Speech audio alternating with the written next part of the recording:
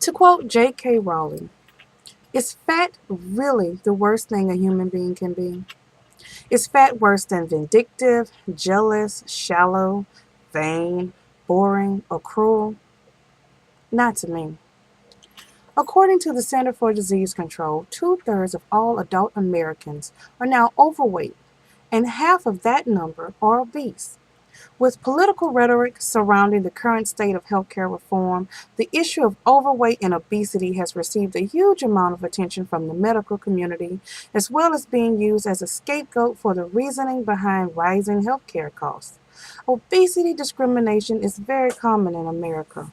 A 2008 Yale University study suggests weight discrimination is now as prevalent as race or gender discrimination. The study states discrimination against overweight people, particularly women, is as common as racial discrimination. Weight discrimination is one of the last publicly acceptable forms of discrimination. The size acceptance movement, however, is an effort to change societal attitudes towards fat people and hopefully eradicate discrimination towards them. The size acceptance movement is not about giving up on healthy life or just giving in to the fat, but it promotes that an overweight person should love themselves no matter what size they are now, giving themselves permission to live freely and fully regardless of size. Kira Naruskaya, a documentary filmmaker on size acceptance, has been noted to say that how people describe themselves often depends on their comfort level with their bodies.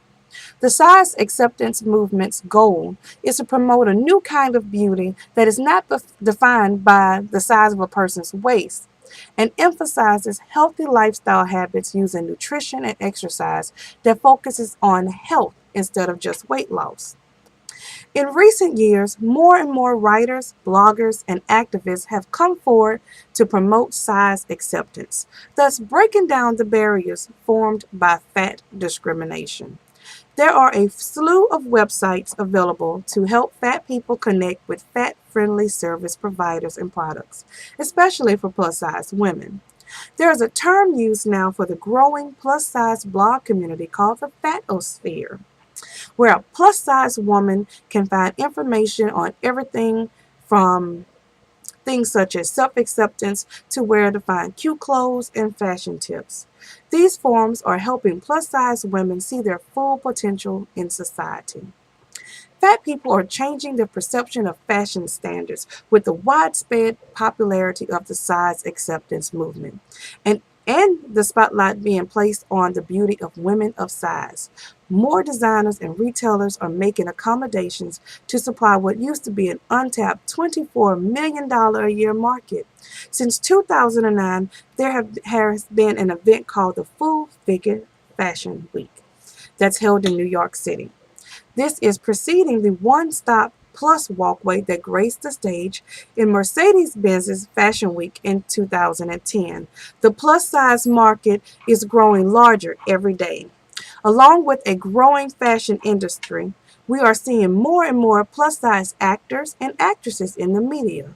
Melissa McCarthy, Octavia Spencer, Amber Riley, and Christina Hendricks have all taken center stage in showing that plus size is not only appropriate for Hollywood, but can also be just as relevant as their smaller size counterparts.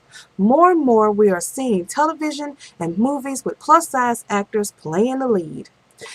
Even reality shows like The Biggest Loser or Too Fat for 15 that emphasizes on the benefits of weight loss have managed to make the overweight person presented lovable in the eyes of the viewer, mainly because we can all see a little glimpse of ourselves in them, and maybe, just maybe, making society see that fat people are people too.